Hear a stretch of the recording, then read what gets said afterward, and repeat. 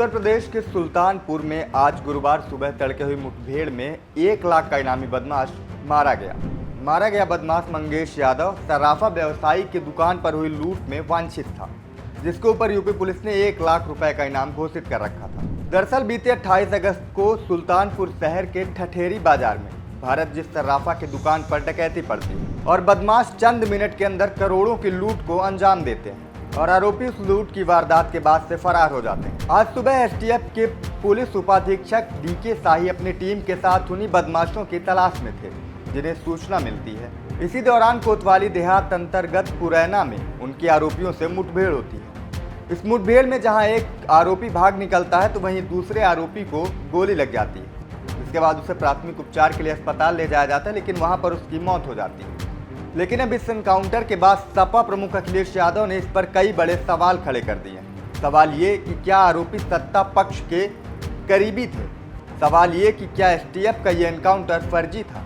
सवाल ये कि क्या मंगेश यादव को उसकी जाति देखकर उसकी जान ली गई? सबसे पहले आपको अखिलेश यादव का वो ट्वीट दिखाते हैं जिस पर उन्होंने यूपी सरकार और एसटीएफ पर कई गंभीर आरोप लगाए और इस पूरे एनकाउंटर की कार्रवाई को ही सवालों के घेरे पर लाकर खड़ा कर दिया है। अखिलेश यादव ने अपने सोशल मीडिया अकाउंट एक्स पर ट्वीट करते हुए लिखा कि लगता है सुल्तानपुर की डकैती में शामिल लोगों से सत्ता पक्ष का गहरा संपर्क था, इसीलिए तो नकली एनकाउंटर से पहले मुख्य आरोपी से संपर्क साध कर सरेंडर करा दिया गया और अन्य सपक्षीय लोगों के पैरों में सिर्फ दिखावटी गोली मारी गई और जात देखकर जान ली गई। यानी अखिलेश यादव साफ तौर पर यूपी एटीएस और बीजेपी सरकार पर यह आरोप लगा रहे हैं कि ये एनकाउंटर जो हुआ है वो जाति देखकर हुआ है, यानी मंगेश यादव को उसकी जाति की वजह से एनकाउंटर में पुलिस ने मार गिराया। अखिलेश यादव आगे लिखते हैं, जब मुख्य आरोपी ने सरेंडर कर दिया है तो लूट का सारा माल भी पूरा वापस होना चाहिए और सरकार को मुआवजा अलग से देना चाहिए, क्योंकि ऐसी घटनाओं का जो मानसिक आघात होता है उससे उबरने में बहुत समय लगता है, जिससे व्यापार की हानि होती है, जिसकी क्षतिपूर्ति सरकार को करनी चाहिए।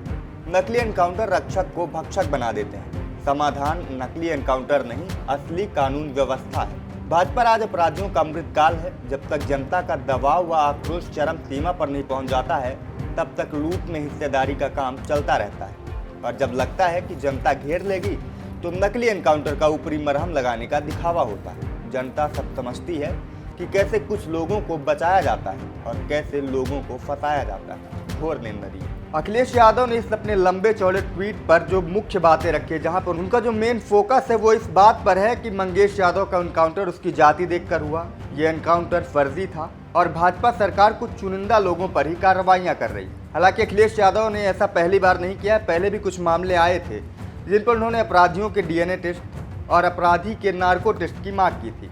इससे पहले अखिलेश यादव ने अयोध्या रेप केस के आरोपी मोईद खान के नार्को टेस्ट की बात की थी। वहीं हाल फिलहाल में कन्नौज रेप मामले में भी नवाब सिंह यादव जो मुख्य आरोपी था उसका डीएनए टेस्ट कराने की मांग भी समाजवादी पार्टी की तरफ से उठी थी। अब सबसे बड़ा सवाल ये है कि आखिर इन अपराधियों को जाति के साथ क्यों जोड़ा जा रहा है? कोई भी अपराध होता है और अगर उस अपराधी पर कार्रवाई होती है तो विपक्ष सीधे जातिगत एंगल उसको देता है। हालांकि अखिलेश यादव के इस बयान पर आपका क्या सोचना है, आपका क्या कहना है, हमें कमेंट करके ज़रूर बताएं और अगर वीडियो पसंद आए तो इसे लाइक और शेयर करना ना भूलें।